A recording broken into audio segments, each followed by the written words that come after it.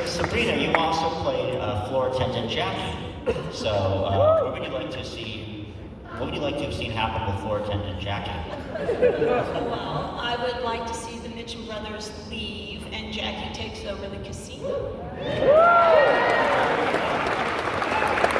Ray, I guess I will ask you the same question. What's the question? If there had been a season 4, what would you like your character to have done? Well, first of all, I'd like to be in it. A little bit more than I was in season 3. Season 4, I would like to see Leland reappear somehow. Or his twin brother Leonard. Cheryl Lee, she came back as Maddie, and then she came back as, wait, another girl. She died twice. She came back. I only died once. So, yes, I'd like to come back in season 4.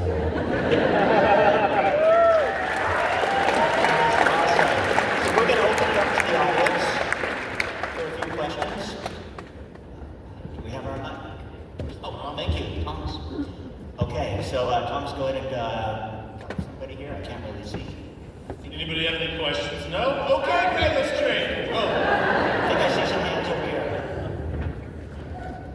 Hi, my question is, I recall when the first season came out, I can't remember a show that exploded so quickly. The week after the pilot came out, it was the talk of the country. I'm curious from anybody, what was your experience when things just exploded in that first season, just personally for you? Do you have any recollections when you first realized how fast this show was taking off? Doing Twin Peaks, meeting all these fine actors, everything was great. But a really symbolic thing happened to me. I was by myself, and I lived in the top of the Ojai, and I could see the entire LA basin. Like, I could see the planes landing in LAX. I could see the right side of downtown.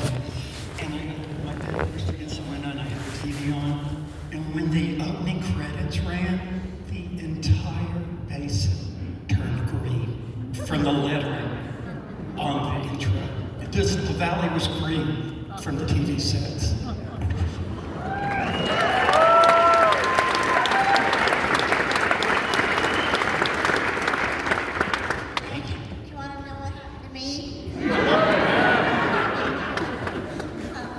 Monday morning after the pilot aired, I got 3 phone calls. The first one was from some publicist. The second one was from David Letterman's assistant. And the third one was from Hanna-Barbera, asking me to come audition. And I was a 10-year overnight success. I had been acting for 10 years. And all those 10 years, I was trying to get just an audition at Hanna-Barbera to do an audition for a cartoon. So they asked me to come and audition. So I figured out that, wow, Twin Peaks must be really cool.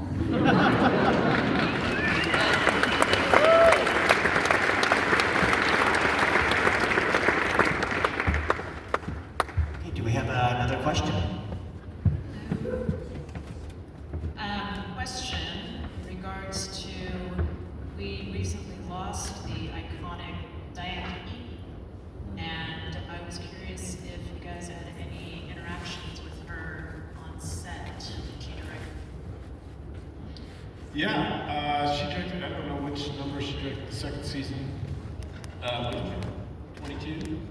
22. It was like when Ben was having a, some mental thing where he was trying to win the Civil War from the South. And Bobby was there for some reason. I didn't know what the fuck was going on. And kind of neither did Diane, really. She was like, what is this, But, I had such a crush on her. I had a total crush questionnaire. So I did whatever she told me to do. But it was, amazing.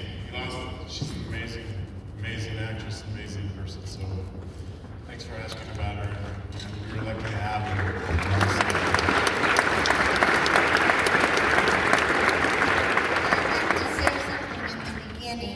Honoring her, but I was not in that episode. But she called me in to meet with me to say, sorry, I'm not in the episode, but I wanted to meet everybody. Anyway, she was so warm, and I was talking to my friend Beep today, and he's a caterer, and I was saying how warm, how friendly, how open, how enveloping she is. And he said, yes, last Christmas I was at Jane Fonda's catering Jane's 100 millionth birthday. Diane Keaton was there, and everyone was leaving, and she came in the kitchen while he was doing the dishes and said, well, hi, I just wanted to say Merry Christmas, and I never got to meet you. I wanted to see how you are, how your life, just on and on. So warm, human, lovely. Sorry she had to go.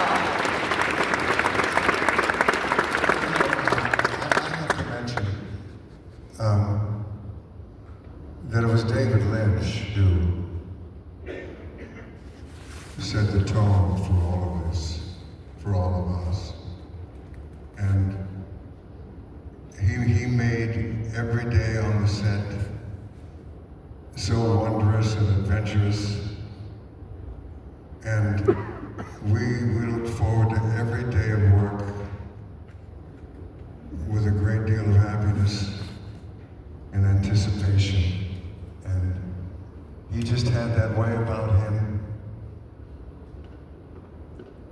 that he brought out the best. And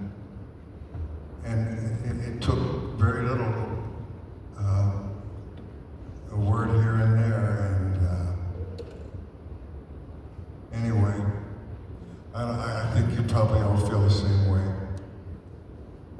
David was our inspiration, and our mentor, and our guide, and everything else, and we did the pilot, and we felt great about it, but we had no idea that it would do anything on network television. ABC, come on. We had no idea, but it took off in spite of the network. And I don't ever think the network was ever really fully behind it. And they felt that we had to resolve the murder of Laura Palmer sooner than later. David wanted it to go on forever. He never wanted it to be solved. And how that show ever got on the air in the first place is amazing. And that we're here all these years later, still celebrating it and talking about it, is the credit to Mr. David Lynch